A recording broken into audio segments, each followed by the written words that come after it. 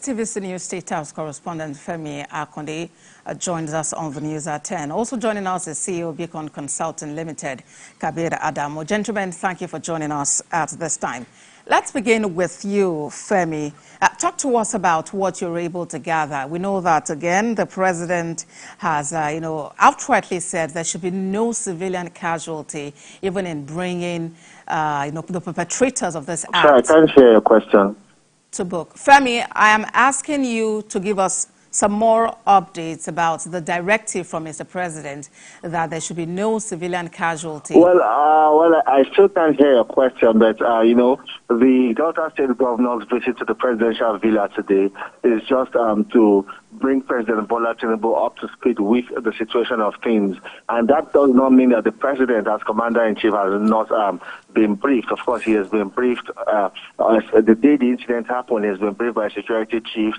He gets daily security reports, and all of that would have been contained in the security report. This is the first time the Delta State Governor will be coming to the presidential villa since that incident happened on Thursday to brief President Bola Tinubu and, of course, get that reassurance from the president that indeed the federal government will work with the state government to ensure that these killers are brought to justice, and most importantly, that innocent people, innocent local residents, do not suffer the consequence of a crime that they know nothing of, or they are not, they did not commit.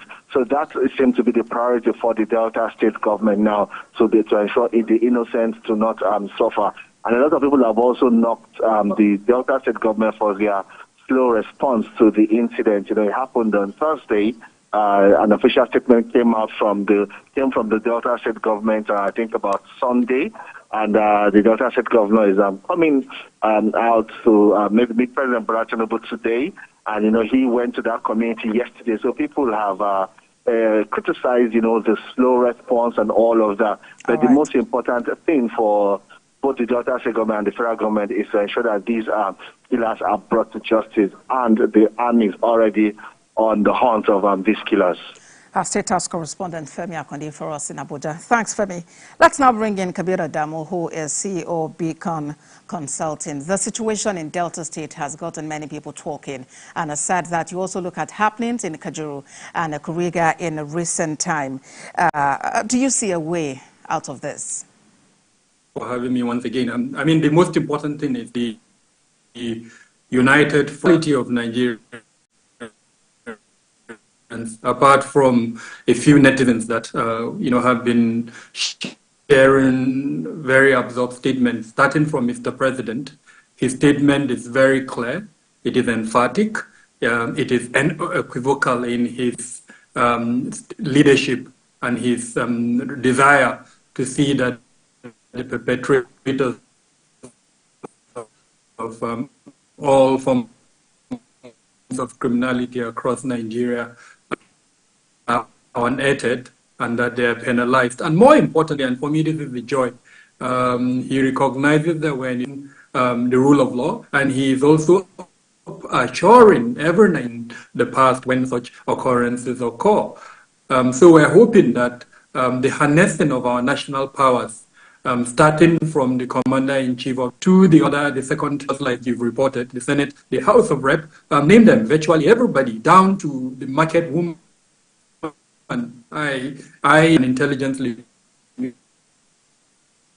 that we harness intelligence, and I know that the generality of Nigerians are united in our condemnation of and demand for the perpetrators. So that for me is the most important thing, and we're hoping that in the next few days to happen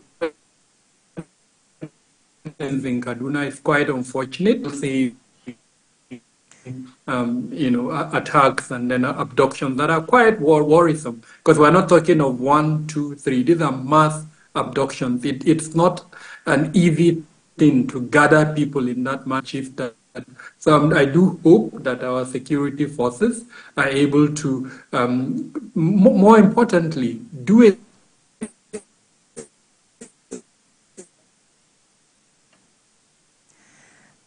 understand the methodologies of this group and then take their approach. And because of the conversation, I can mention one or two things that we as private players have recognized from the methodologies of this group.